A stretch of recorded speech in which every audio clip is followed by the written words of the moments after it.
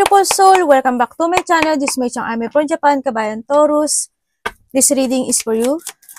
First half ng November, tingnan natin. Maraming salamat muna sa mga subscriber, new subscriber, cross-watcher, at sa mga bagong pasok dyan. Welcome na welcome kayo sa bahay ni Ate Aimee. Salamat din sa nakataba ng puso ninyong mga comments. At sa mga nagpa-personal reading, marami pong salamat. Kung gusto nyo na energy nyo lang talaga, ang gusto nyo makuha natin, all the details is in description below. Pakicheck na lang para sa personal reading. General reading tayo, Taurus, kunin mo lang ang sayo at itapon ang hindi naman sayo. Maaring vice versa, energy mo, energy ng person mo, energy ng malapit sa puso mo, nangyayari, or mangyayari pala. Use your own intuition, lawakan nyo ang inyong isipan.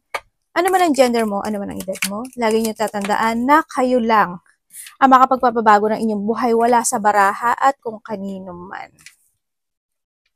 Uy, love, deep affection, and caring. Pwedeng ikaw ito or someone. Makaka-receive ka, ganun. And there's a love. Pwedeng kapatid, anak, magulang, karelasyon, kung sino man siya. Pwedeng kasama sa trabaho, diba? September. Dito sa situation, ano ba September 9? 9 hours, 9 minutes, 9 hours, 9 days, 9 weeks, 9 months, or September. Or sa susunod na September by next year. Maring ganun. Or may tao na malapit sa'yo, September ang birthday. Medyo magulo no? Siguro pagdating sa love, medyo naguguluhan ka. Maring ganun. Or handun ka, napapasok ka sa sitwasyon na nagkaroon ng gulo in a relationship. Pwede nang hindi ka nag-away kayo, hindi ka nagkasundo, o naging magulo yung sitwasyon pagdating sa relationship. Andito rin yung sitwasyon na ang dami mong iniisip. Ang daming tumatakbo sa isipan mo, no? Ng mga bagay-bagay. Andito rin yung sitwasyon na pagdating dito sa heart, tsaka dito kay is may mga tao kang makakasalamuha na syempre hindi naman kasi tayo pare-pareho talaga ng ugali, no? May makakasalamuha ka na tao na pwedeng linglangin ka, pwedeng maliitin ka, pwedeng ikaw ito sa kanila. Yung mga ganon, tingnan natin. Taking a vacation, physical or mentally. Maaring may mga vacation happen into your life, no?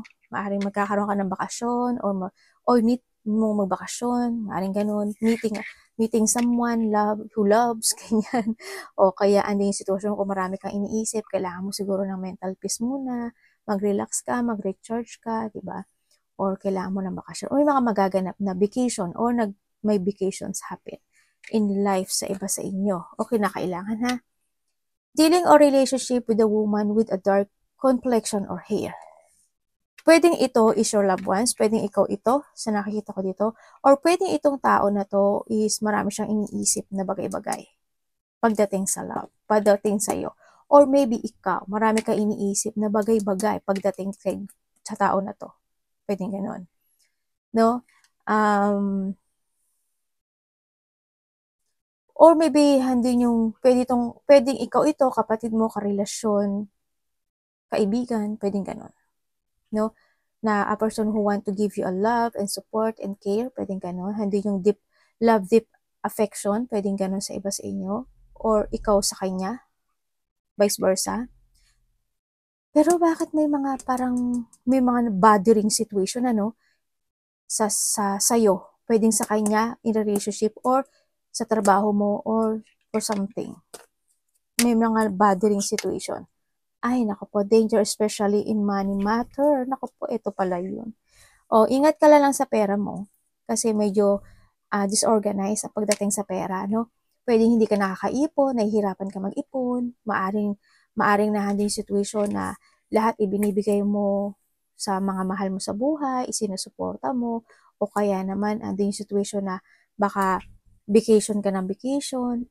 Hindi ito lahat huwag masyado, medyo habaan nyo yung common sense nyo.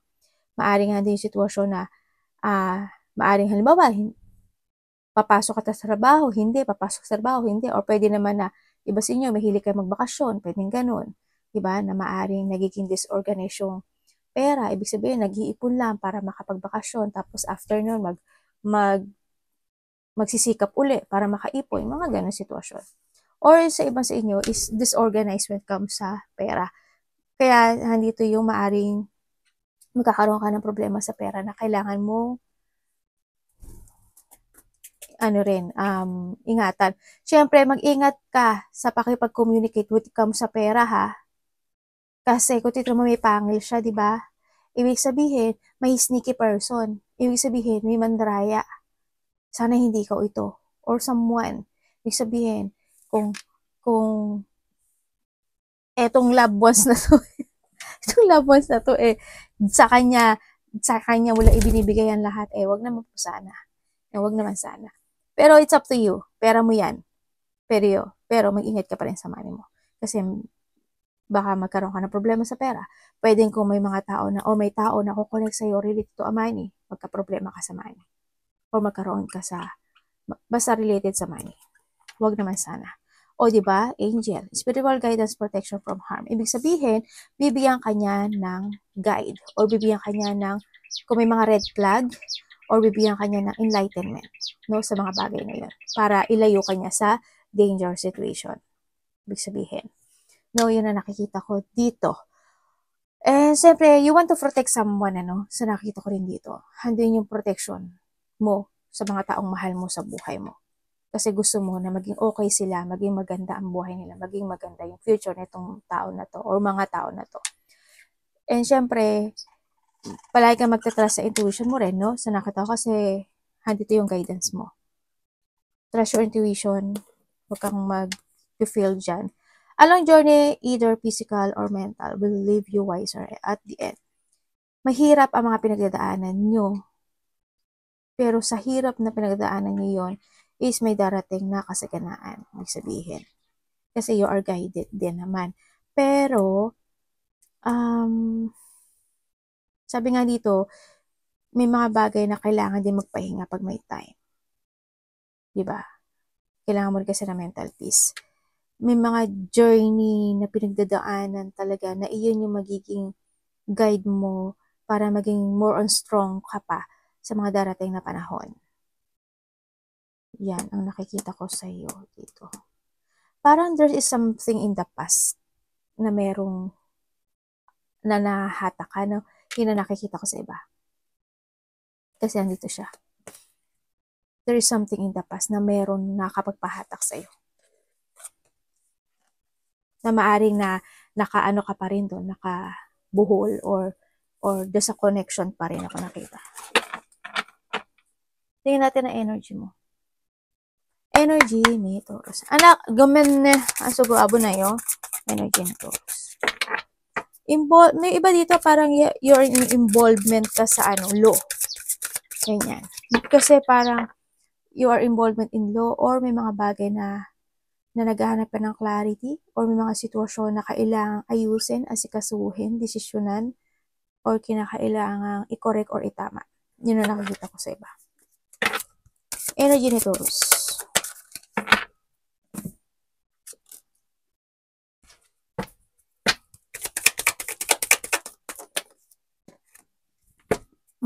Okay.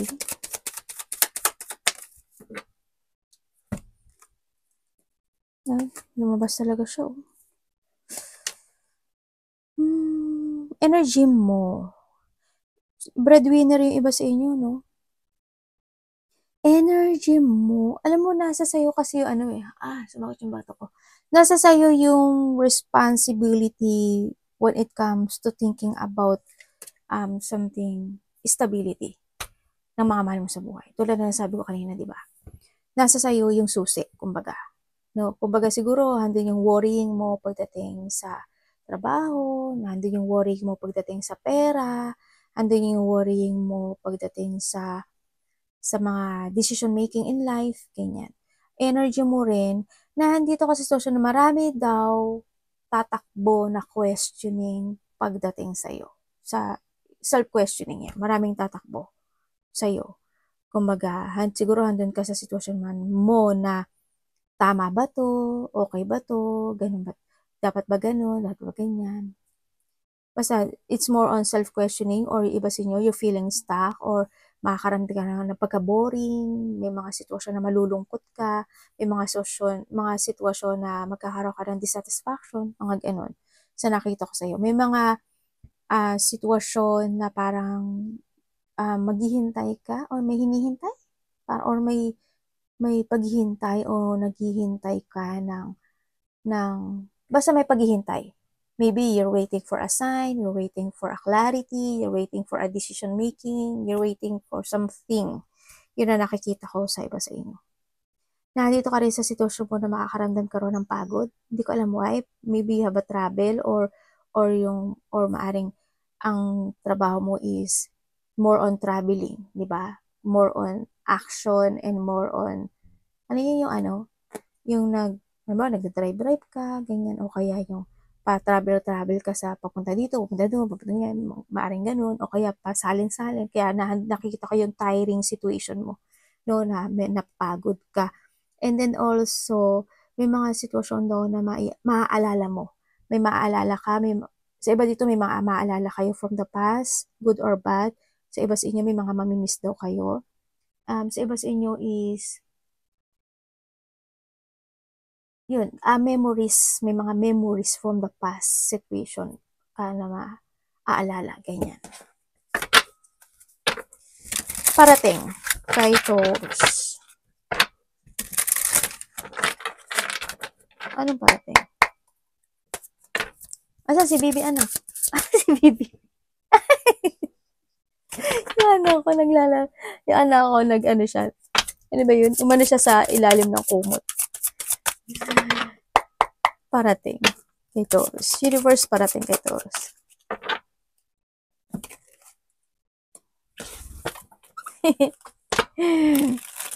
Yung dilaw naman, tinitingnan lang niya yung puti. Ano ginagawa sa trip niya. Parating. Oh.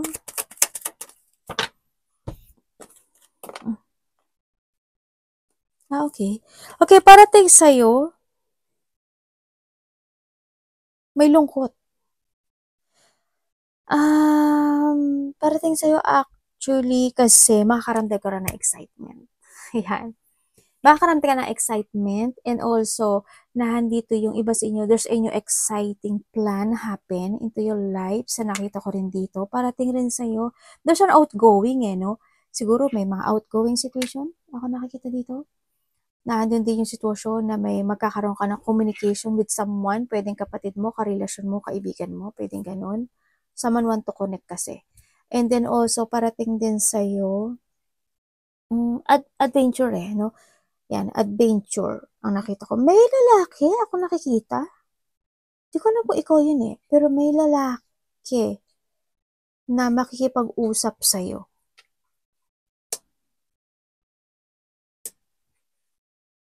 Or ikaw ang makikipag-usap. May lalaki.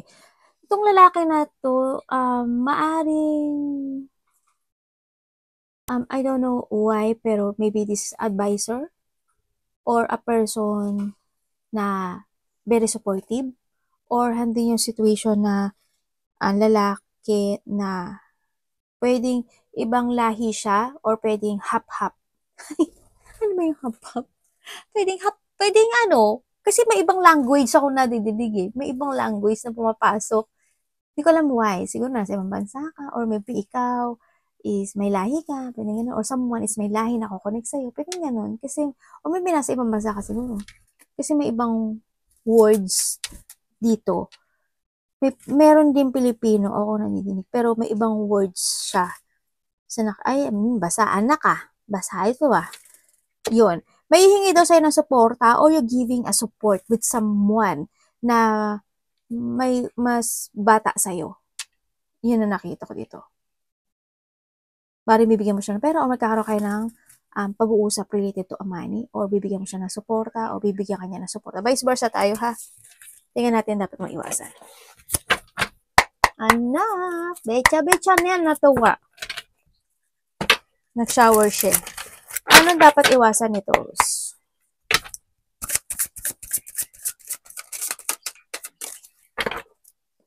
Dapat mo iwasan. Sabi niya. Pati Ate ako na. Kasi naman sila, yun parang mananakmal. Alam mo yun? Tingnan natin. Bakit po? Ano ibig? Dapat niya iwasan? Ano po yun?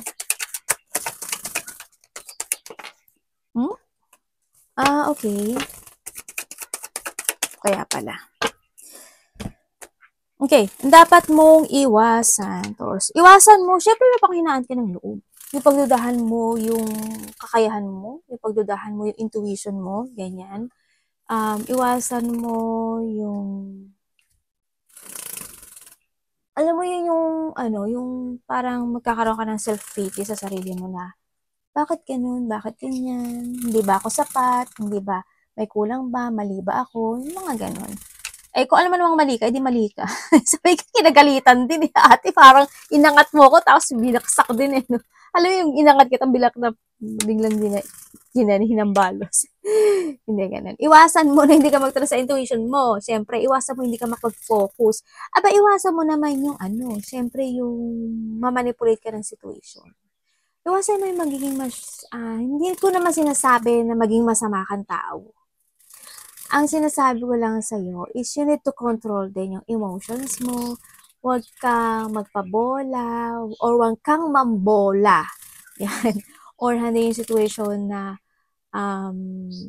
masabaan mo pa yung pasensya mo hanggat maaari. May mga sitwasyon na you need to learn from the past. Alam mo yun? May mga sitwasyon na kailangan mo matuto sa nakaraan. Huwag mo nang ulitin yung naganap o nangyari in the past. O mga naganap o nangyari in the past. Yun. Iwasan mo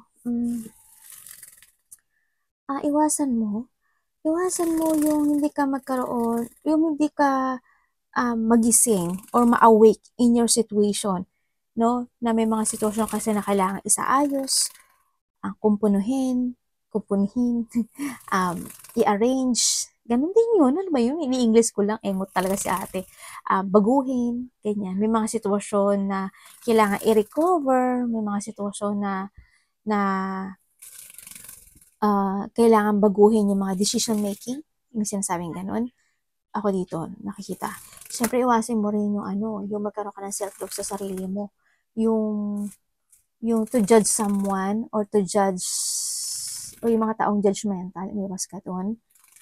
And then, yung for logic ka, no? Iwasan mo yun.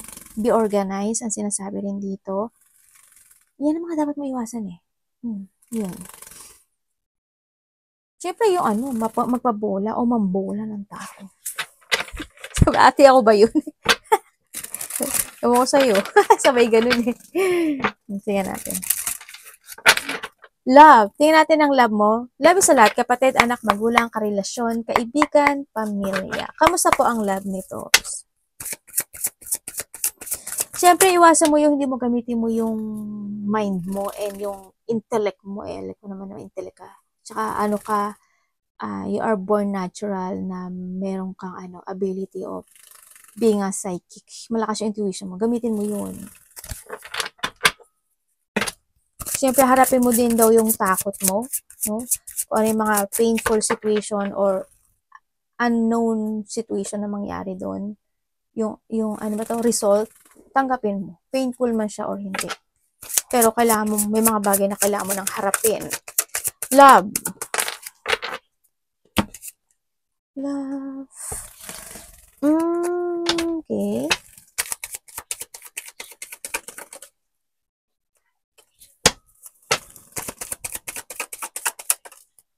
Magkakaroon na pagbabago ah. Ay, kalalayo. Chutamate. Tapos na to. Okay. Okay, when it comes sa love, kung kayo's nagkahiwalay nitong tao na to, nagkahiwalay na talaga. Kung kayo's nagkahiwalay, kasi ang nakikita ko dito, gusto niya humingi ng forgiveness sa mga nagkahiwalay. Yun ang nakikita ko. Gusto niya humingi ng forgiveness sa'yo, or hindi yung kaloob-looban niya na sana mapatawad ako ni ganito, mapatawad ako ni ganyan. Nandiyo siya sa point na yun, no? Pagdating dito. O, still pain, ang nakikita ko sa kanya,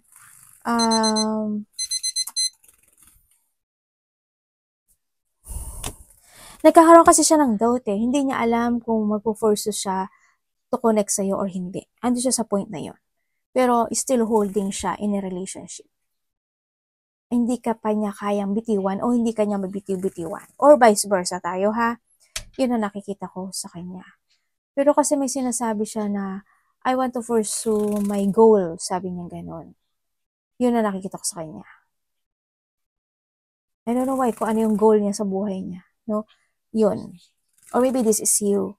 And then kung kayo naman is in relationship, sa nakikita ko dito, ang nakikita ko sa kanya, kasi hindi ko alam why, pero siguro is nandito naman yung love and caring. Nandito naman yung full of support ng isa sa inyo, no? Pagdating sa relationship.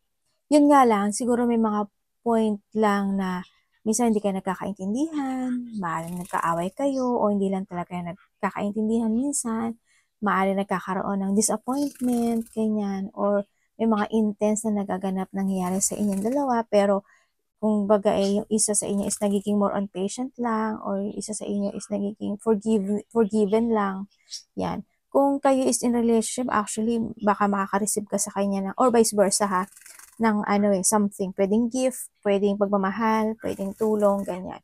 Pero hindi ko na alam why, kasi there's a separation ako na nakikita sa'yo. Siguro kung kayo is LDR, maaari nagkaroon kayo ng separation kasi kailangan na umuwi sa ibang bansa yung isa or umuwi ng probinsya yung isa, di ba? Pwedeng ganun, kaya nakita ko yung separation. Pero there's a sadness situation ako na nakita sa relationship na ito. Yun. Kung kayo naman totally na nagkaroon talaga ng separation, maaring there's a loss situation din, maaring nawala siya or talagang totally it's separated na, no? So nakita ko, pero kung nagkaroon man ng ganun, kasi ang sabi niya, I'm sorry. Sabi niya ganun, I'm sorry kasi hindi ko naparamdam sa'yo yung pagmamahal na kinakailangang ibigay ko sa'yo. Sabi niya ganun. Kumbaga, hindi kita naalagaan, hindi ako nakinig sa mga advice mo, hindi ako naging sincere, hindi kita nirespeto, sasaktan kita, hindi ako naging aware sa feelings mo. Sabi niya ganun. Kaya, I'm sorry, humingi ako ng apology sa'yo. Parang ando siya sa point na hindi siya makaalis eh. I don't know why, pero hindi siya makaalis. Sa mga nawala. Hindi siya makaalis. Sabi niya dito kung pwede ko lang ulitin ng isang pang pagkakataon yung sitwasyon na ito. Sabi niya gano'n. Nandun siya sa point na yun. Pero palagi siya nakatingin sa'yo. I'm feeling sad, feeling alone, feeling abandoned, I feel rejected. Hindi ko alam kung anong gagawin ko. Pero lagi daw siya nakatingin sa'yo. Maghihintay ako na may paghihintay siya sinasabi. Diyos ko ngayon naman. Yun ang sabi niya. Sa mga magkakarelasyon yun. Tingnan natin yung money mo.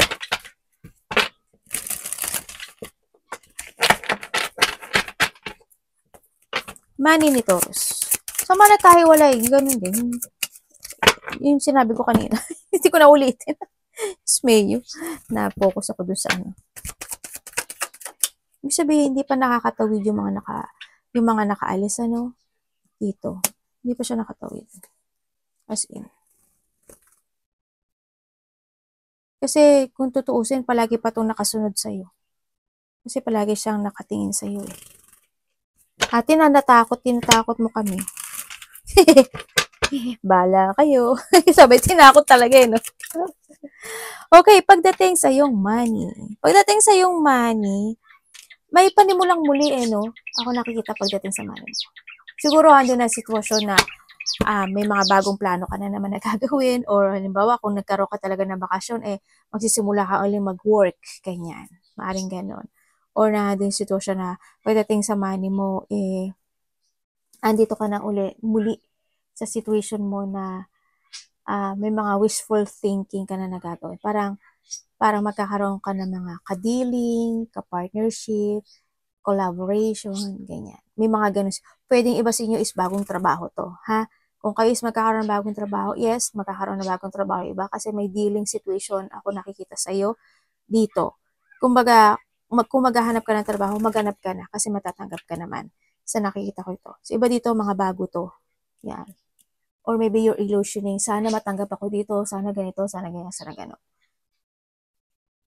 Ate, ano mangyayari? Matatanggap ka naman kasi nandito siya. No?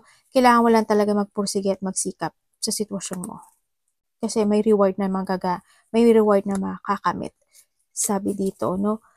Yun, nakikita ko sa iyo dito. Kaya yung money mo is the more na magkakaroon ka ng learning to growth when it comes sa money mo, the more na yung mga wishful thinking mo makakamit mo. Kailangan mo lang sa iba sa inyo na kailangan nyo uling magplano, no, ng bagong simula.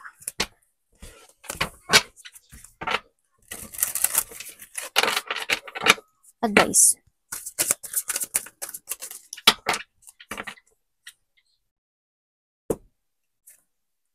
Ay, ano ba yun?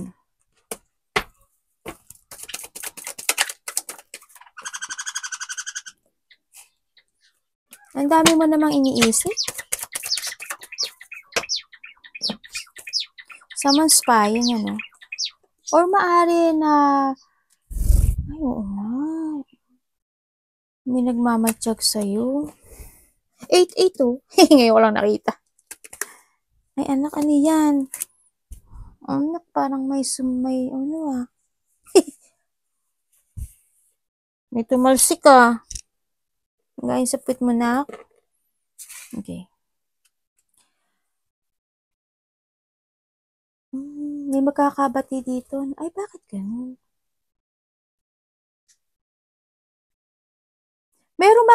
Mamaya na advice may makikipag-usap sa'yo?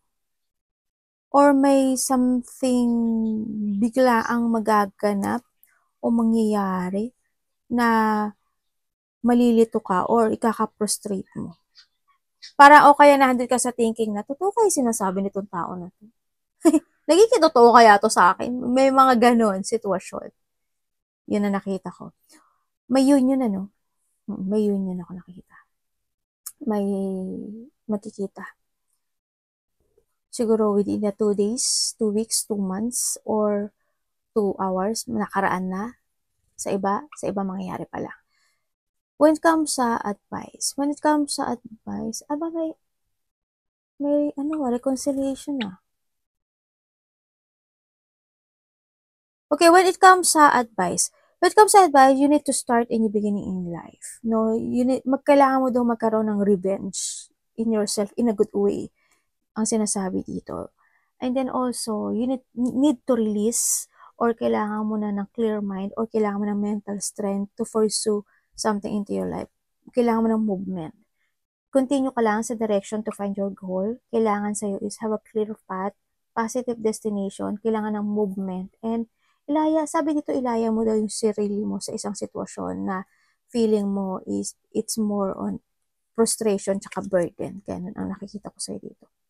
Kumbaga, the choices is always available sa'yo. Nasa sa'yo yun. Kung gusto mo magpakulong sa isang sitwasyon na mahirap, it's your choice. Pero kung gusto mong i-release yung sarili mo daw, is the best and the better. Yun lang yung sinasabi sa'yo. Pero kailangan mo ng mental strength. Kailangan mo ng clear mind or you need to control yourself na talaga sa'yo. Huwag ka magpa-control sa isang sitwasyon or huwag ka ma-control o ma-manipulate ng sitwasyon. May nag-spy talaga, ano.